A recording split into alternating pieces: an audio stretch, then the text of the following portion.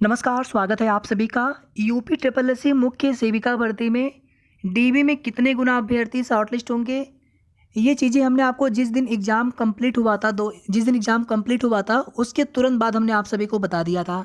और हमने वहाँ पर आप सभी को बताया था कि 1.25 गुना अभ्यर्थी शॉर्टलिस्ट होंगे। अगर 500 से कम सीटें होती हैं उसमें ज़्यादा अभ्यर्थी शॉर्टलिस्ट होते हैं। 500 से 1000 सीट से थोड़े से अभ्यर्थी कम शॉर्टलिस्ट होंगे 500 से कम वाले की तुलना में। इसी तरह से 1000 से सीटें ज़्यादा है या फिर 2000 से सीटें ज़्यादा है तो फिर उसका एक अलग फिर उसके बाद आगे कॉमन रूल है कि 1.25 गुना अभ्यर्थी लिए जाएंगे। जैसे लेखपाल भर्ती में भी सीटें बहुत ज़्यादा वहाँ पर हैं, लेकिन वहाँ पर भी 1.25 गुना। तो आपकी भर्ती में भी 1.25 गुना ही अभ्यर्थी शॉर्टलिस्ट किए जाएंगे डीबी के लिए। तो फिर आप लोगों ने उस वीडियो पर बहुत कमेंट भी आप सभी के आए थे कि नहीं 4 से 5 गुना अभ्यर्थी शॉर्टलिस्ट हो गए, सब लोग बता रहे हैं।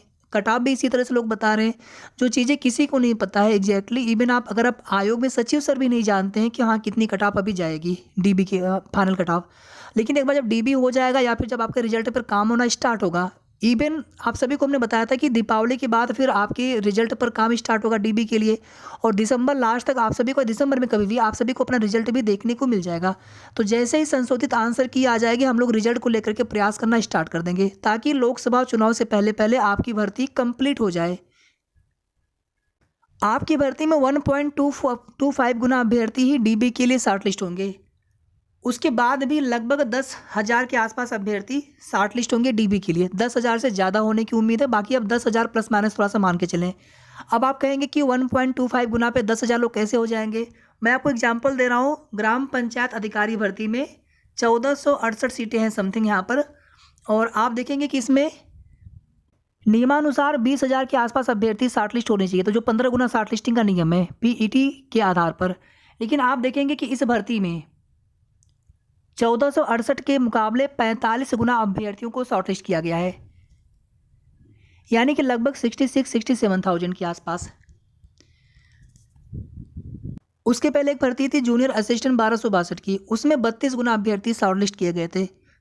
तो ये होता कैसे है, किसी भर्ती में ज़्यादा अभ्यर्थी शॉर्टलिस्ट, किसी भर्ती में कम अभ्यर्थी शॉर्टलिस्ट। और एक चीज़ आप और देखेंगे, फाइनल रिजल्ट आने से पहले जो कुछ भी शॉर्टलिस्टिंग की प्रोसेस होती है, चाहे डीबी के लिए हो चाहे पीईटी स्कोर कार्ड के आधार पर मुख्य परीक्षा के लिए हो, इसमें आप देखेंगे जनरल, ओबीसी और ईडब्ल्यूएस तीनों कैटेगरी की कट ऑफ समान जाती है।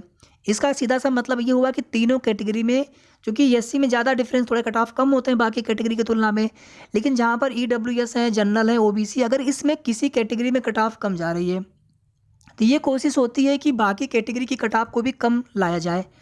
तो उस स्थिति में क्या होता है कि उस कैटेगरी में ज़्यादा अभ्यर्थी शॉर्टलिस्ट हो जाते हैं। तो इस वजह से, चूँकि आप सभी जानते हैं कुछ कैटेगरी जैसे ओबीसी कैटेगरी है, ओबीसी कैटेगरी में सबसे ज़्यादा फॉर्म भरे जाते हैं, तो किसी भी कैटेगरी में कम अभ्यर्थी ही न रह जाए शॉर्ट लिस्टिंग के लिए। तो ये कोशिश होती है कि सभी कैटेगरी में जितने अभ्यर्थियों ने फॉर्म भरा है उसी के रेशियो में अधिक से अधिक अभ्यर्थियों को आगे की प्रोसेस के लिए शॉर्ट लिस्ट किया जा सके। तो 1.25 गुना कहने के लिए है, लेकिन लगभग 3 से 4 गुना अभ्यर्थी शॉर्ट लिस्ट होंगे। 3 गुना आप कम से कम मान कर चलें, 3 गुना के आसपास अभ्यर्थी शॉर्ट लिस्ट होंगे सभी कैटेगरी की मिला करके। तो लगभग 10,000 के आसपास अभ्यर्थी शॉर्ट लिस्ट होंगे। तो उम्मीद करते हैं कि आपको चीज़ें यहाँ पर समझ में आ गई होंगी कि यह शॉर्ट लिस्टिंग का क्या रूल है। ये चीज़ें हमने आपको एग्जाम के नेक्स्ट डे बता दिया था। उसके बाद फिर हमने दोबारा इस पर आपको कोई भी अपडेट नहीं दी थी, क्योंकि वही चीज़ें आपको दोबारा से मैं फिर बतानी थी। तो आज अब बिल्कुल आप लोग इसको मान के चलें कि 1.25 गुना शॉर्ट लिस्टिंग का ही रूल है। और लगभग 10,000 अभ्यर्थी या फिर उससे भी ज़्यादा अभ्यर्थी शॉर्ट लिस्ट होंगे डॉक्यूमेंट वेरिफिकेशन के लिए। अब डॉक्यूमेंट वेरिफिकेशन के बाद डीबी की जो कट ऑफ रहेगी वो तो पता चलेगा नहीं, लेकिन हम शॉर्ट लिस्ट होंगे तो हमें तो पता रहेगा कि हमारे कितने मार्क्स हैं, कितने मार्क्स पे हम शॉर्ट लिस्ट हुए हैं। बाकी एक आइडिया हम आप सभी को बता देंगे कि लगभग कितने नंबर पे लोग शॉर्ट लिस्ट हो रहे हैं। बाकी वो कट ऑफ ऑलरेडी हम बता चुके हैं आप सभी को डीबी के लिए और फाइनल मेरिट लिस्ट के लिए भी, तो लगभग उसी के आसपास आपको कट ऑफ देखने को मिलना है।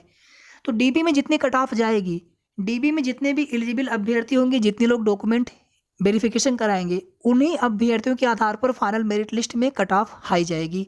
मान लीजिए 10,000 में सपोज दैट इसमें 2 से 3,000 अभ्यर्थी, चाहे वो एलिजिबल ना हो या फिर डीबी नहीं कराते हैं, डीबी स्किप करते हैं, कई सारे रीजन हो सकते हैं। मान लीजिए फाइनली 7,000 अभ्यर्थी होते हैं, 8,000 अभ्यर्थी होते हैं, तो जितने ये संख्या जितनी कम होगी डीबी के बाद, जिनसे फाइनल मेरिट लिस्ट बननी होगी, उतनी ही मेरिट कम बढ़ेगी।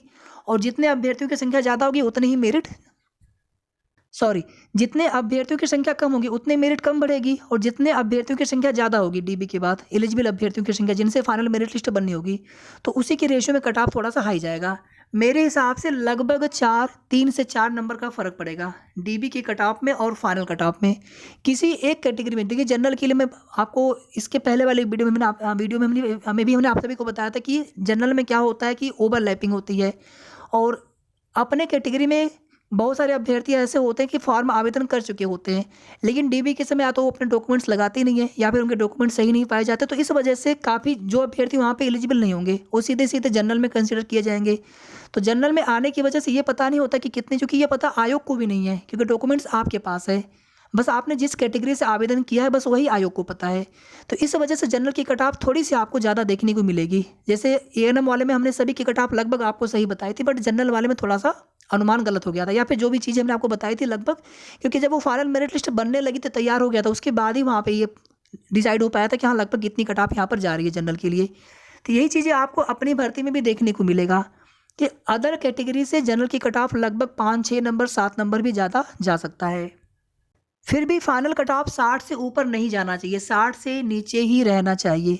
60 से नीचे जितना भी रहे, 58 रहे, 59 रहे, और इसी से लगभग 4 नंबर 5 नंबर 6 नंबर कुछ कम रहना चाहिए कट ऑफ बाकी अदर कैटेगरी की। ईडब्ल्यूएस में कितने अभ्यर्थी हैं, कितने लोग आप में से कितने लोगों के पास बिल्कुल वैलिड डॉक्यूमेंट्स हैं, और बाकी हम तो यहाँ पर यही चाहेंगे कि आप सभी के पास डॉक्यूमेंट सही हो, आप लोग अच्छे से डीबी कराएं। तो अब आप सभी कट ऑफ को लेकर के बिल्कुल परेशान मत होइए। एक बार जैसे ही आगे की प्रोसेस पे काम स्टार्ट होगा आप सभी को लगभग कट ऑफ कितनी जा सकती है वो बता दिया जाएगा, तो आप लोग बिल्कुल परेशान मत होइए। बाकी जो व्हाट्सएप वाला ग्रुप है आप सभी लोग जुड़ जाएंगे उससे, ग्रुप का लिंक आपको कमेंट में भी मिल जाएगा और इसी वीडियो के डिस्क्रिप्शन बॉक्स में भी दिया गया है। यहाँ पर एक सवाल आप सभी के मन में और है कि जो स्नातक में जो जो विषय मांगा गया है, जो जो सब्जेक्ट मांगा गया है, सोशियोलॉजी हो चाहे सोशल वर्क हो चाहे न्यूट्रिशन वाला एक सब्जेक्ट है या फिर होम साइंस, इसमें कहीं पर भी ये नहीं लिखा है नोटिफिकेशन में या फिर विभाग की नियमावली में कि तीनों साल में सब्जेक्ट होना चाहिए। ये चीज़ें हमने एग्ज़ाम देने से पहले कई बार बताया था, कम से कम 20 बार, ताकि एग्ज़ाम आप न छोड़ें। बहुत सारे अभ्यर्थी फॉर्म भरने के टाइम पर भी हमने बताया था, बट वहाँ पर वही होता है कि आपने वीडियो सुना नहीं, कहीं पर आपने कहीं और से सुना। आज भी लोग बताने वाले होते हैं, जानकारी सही हो या गलत उनसे मतलब नहीं होता है, लेकिन वो बताएंगे और नुकसान सिर्फ आपका होता है। तो उस टाइम पर भी हमने बताया था कि चाहे आपके 1 साल हो, 2 साल हो, 3 साल हो, अगर वो विषय है आपके स्नातक में तो आप भर्ती के लिए एलिजिबल हैं। बाकी नोटिफिकेशन के अनुसार जो भी स्नातक मांगा गया है वही स्नातक होना चाहिए। यहाँ पर हम ये नहीं कह रहे कि कौन एलिजिबल है कौन एलिजिबल नहीं है।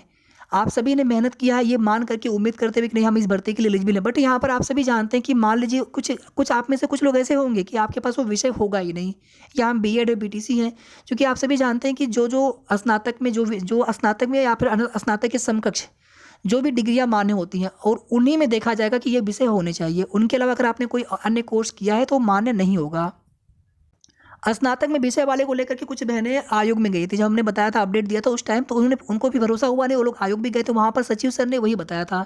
इसी तरह से एलिजिबिलिटी को लेकर के आपके मन में कोई भी डाउट लगे, क्योंकि हमारे पास 2-3 लोगों के फ़ोन मैसेज आए थे कि हम लोग एलिजिबल हैं जो भी चीज़ें, तो बस वहाँ पर वही चीज़ें कि आप आयोग जा करके भी पता कर सकते हैं। बाकी जो भी चीज़ हम आपको बता रहे हैं वो चीज़ें जो सही है वही बता रहे हैं, लेकिन आपके मन में थोड़ा भी डाउट लगे आप अपने स्तर से ज़रूर पता करें। आप में से बहुत सारे लोग बीएड बीटीसी होंगे अपने स्नातक के अलावा, तो आप लोग बिहार शिक्षक भर्ती आ रही है या फिर जो अन्य अदर वैकेंसी है, एलटी ग्रेड की वैकेंसी, बहुत सारी भर्तियां आती रहती हैं। आगे यूपी में कांस्टेबल की या फिर दरोगा की भी भर्ती आने वाली है, या फिर आपने पेट एग्जाम दिया हो, आगे आप एएनएम के लिए तैयारी कर रहे हो, तो आप लोग तैयारी करते रहिए। सपना हमारा होना चाहिए कि हमें एक सरकारी जॉब पाना है, तो कोशिश करते रहेंगे, मेहनत करते रहेंगे, 100% आप एक दिन सरकारी एम्प्लॉय बनेंगे, आपके जीवन का सपना पूरा होगा। अभी इस भर्ती में क्या है कि हमारे नंबर बहुत कम है, तो हमें ये पता है कि हमारा होगा नहीं, लेकिन अगर हमारे नंबर बिल्कुल बॉर्डर पर है, लगभग आसपास के, हमारा सिलेक्शन होगा कि नहीं होगा, मन में दुविधा है, तो वहाँ पर बिल्कुल आप लोग परेशान मत होइए, छोड़ दीजिए आप लोग चीज़ें, आपने मेहनत कर दी है, बाकी देखते हैं आगे क्या होता है। बस आप लोग अब आगे की तैयारी स्टार्ट कर दीजिए इसी के साथ में। बाकी जब इसकी डीबी के लिए नोटिस आएगी तो आप अच्छे से डीबी कराइए। बाकी आपके मन में कोई भी सवाल हो, कोई भी आपके मन में क्वेरी हो, आप लोग कमेंट करके पूछ सकते हैं। व्हाट्सअप ग्रुप भी है, आप वहाँ पर भी आप पूछ सकते हैं, या फिर आप व्हाट्सअप नंबर पे व्हाट्सअप या कॉल कर सकते हैं। धन्यवाद, शुभ रात्रि।